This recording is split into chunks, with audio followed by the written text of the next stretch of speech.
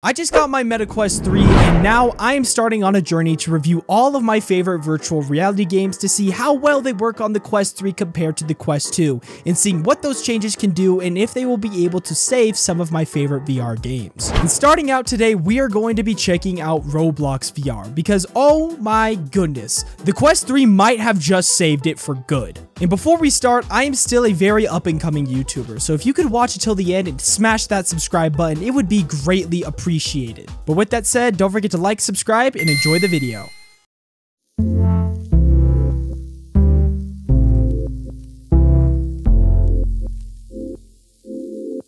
For those of you who don't know, Roblox VR released on the Quest 2 on August 1st of 2023 in an open beta. And since this beta was so sudden, a lot of content creators ended up getting caught off guard, and so you didn't end up see your favorite creators cover this game. And while for a lot of people that may seem like a negative, for yours truly and many other small VR YouTubers, it was a big positive. But at the end of the day, the hype train ended up slowing down in the next couple months, with people going back to school and other interests in VR games starting to peak. And those who were left to cover Roblox VR on the Quest 2 in those coming months ended up asking a question, which was, will Roblox VR ever see a resurgence of hype? Spoiler alert, those creators were me, and that question was also asked by me. And it seemed that for Meta's case, the answer was yes. Releasing a full trailer showcasing Roblox VR and all the new games that are going to be supporting it soon gave a little spark for the hype to start coming back. But then, this happened.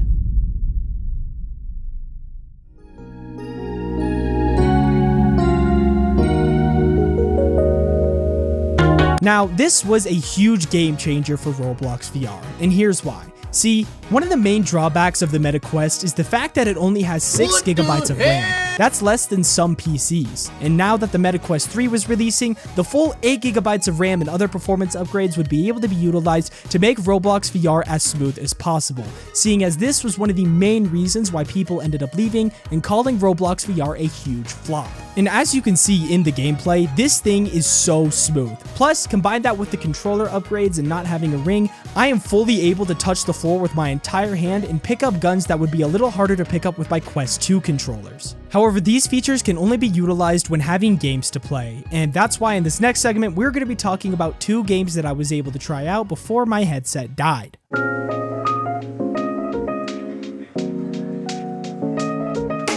So the first game that I got a lot of minutes in and the gameplay that you saw in the beginning of the video was Opposer VR, and oh my goodness.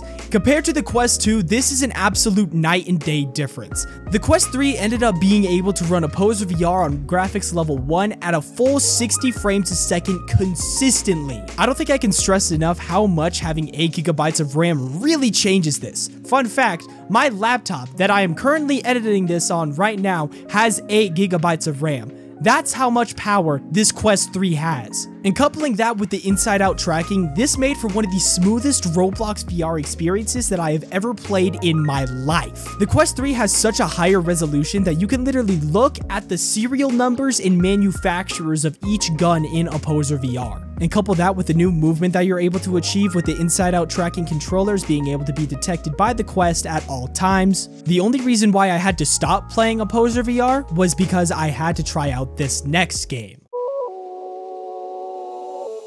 So Energy Assault is one of those Quest 2 games that are also one of the really good ones. By numbers, it's the most popular Roblox VR Quest 2 FPS, however, Opposer VR definitely triumphs it in gameplay for virtual reality support. Energy Assault caters more to the PC and console audience, however, VR support is still provided, and combining all of that, they can reach over 1,000 players consistently during the day. However, one of the main problems that it had with the Quest 2 was its choppiness due to the fact that it required more RAM than the Quest 2 could handle. And oh my goodness, the Quest 3 has done it again, because with the upgraded RAM, as I've mentioned like 3 times, I'm so sorry, this game now is able to compete with Opposer VR. I honestly sometimes found myself having more fun in Energy Assault than I did Opposer. This was mainly due to the fact that in addition to the weapon variation and attachments that you could have, it really played out more like a traditional FPS with the whole deploy thing and different loadouts, and oh my goodness, I finally found out what my problem with sniping was. It wasn't the fact that I was skill issued, well, I mean, now it is,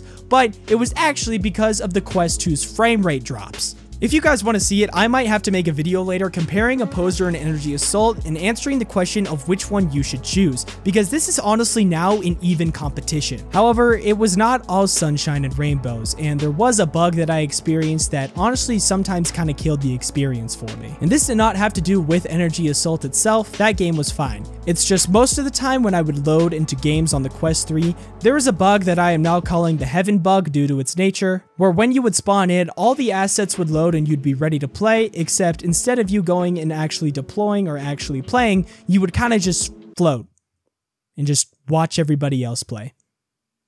Maybe I should call this the FOMO bug. But really, other than that, I honestly kind of got to applaud Roblox for the fact that they were able to launch with only one major bug. Considering the fact that most major launch titles these days are usually riddled with game-breaking bugs that absolutely kill the hype of the game, this is honestly a huge breath of fresh air, and I'm extremely excited to see where they go once they patch this bug.